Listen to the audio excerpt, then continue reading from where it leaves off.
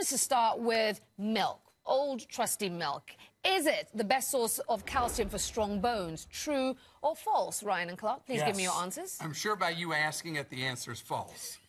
You're just being... That's but I wonder what's better. See, okay, so you're saying yes? You're saying yes. true? I say yes. You're saying false? Right. Oh. False. The Harvard School of Public Health points out that although milk can lower risk of osteoporosis and colon cancer, too much can increase risk of prostate cancer and possibly ovarian cancer, which a lot of people don't actually know. Dairy can also be high in saturated fats, which is another thing to bear in mind, and it can be high in vitamin A, which in large quantities can actually weaken bones. Okay, so it can actually weaken both. So instead, here's what they say. You should try dark green leafy vegetables like collard greens, broccoli and kale, that kind of thing. Try that instead. It's not as fun as... Okay. My wife always tells me to eat the broccoli, so she's right. Eat the broccoli. Don't focus on the milk for your source of calcium. Okay, another question. This time concerning water. Play along at home with us. Okay. Bottled water with antioxidant additives better than plain old H2O? Is antioxidant water better than normal water? That is the question. I don't know what antioxidant water is, but I'll say... So that would be this kind of thing. Well, it's definitely the plain water. I say plain water. Yeah. From the tap, too. Don't buy bottled water. There you go. Antioxidant water, better than regular water. You guys were right. Plain old water is much better. According to researchers, this whole antioxidant thing, that's false. Those waters have no health benefits. Yeah. Basically, what you're buying is more expensive water filled with sweeteners, flavorings, and supplements. In fact, they're really designed for athletes. You know this. You work out. They're designed for athletes to replenish following intense workouts.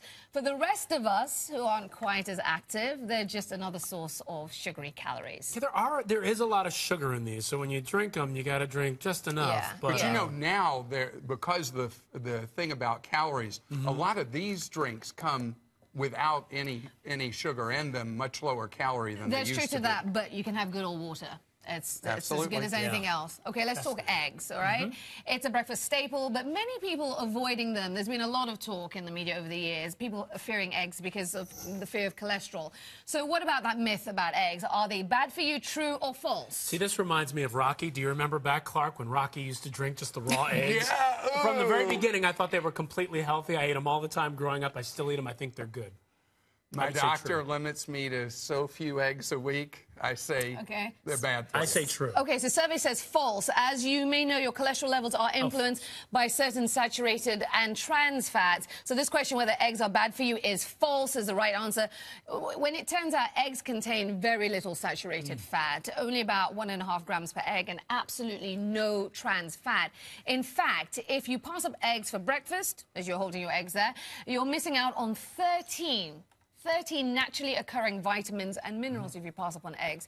So you're my new doctor. I'm telling my doctor. I know it all. So no reason to fear the eggs. If you still want to be careful, avoid the yolk. Yeah. So the question is, what about when it comes to frying that egg? That's what you're wondering at home. What to use in your pan, olive oil or butter?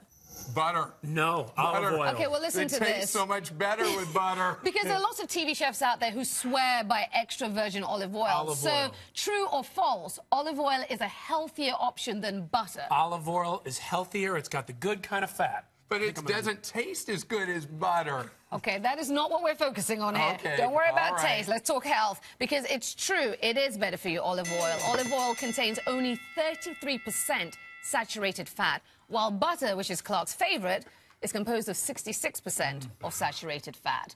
Olive oil has no cholesterol, while a serving of butter has 33 milligrams of cholesterol. But be sure to read your labels. That's basically what I want to stress here. Read your labels. Researchers at the University of California, Davis found that 2/3 of the products that can claim to be extra virgin oil are actually a blend of lesser oils. Okay? So you get that. You read the labels. Now,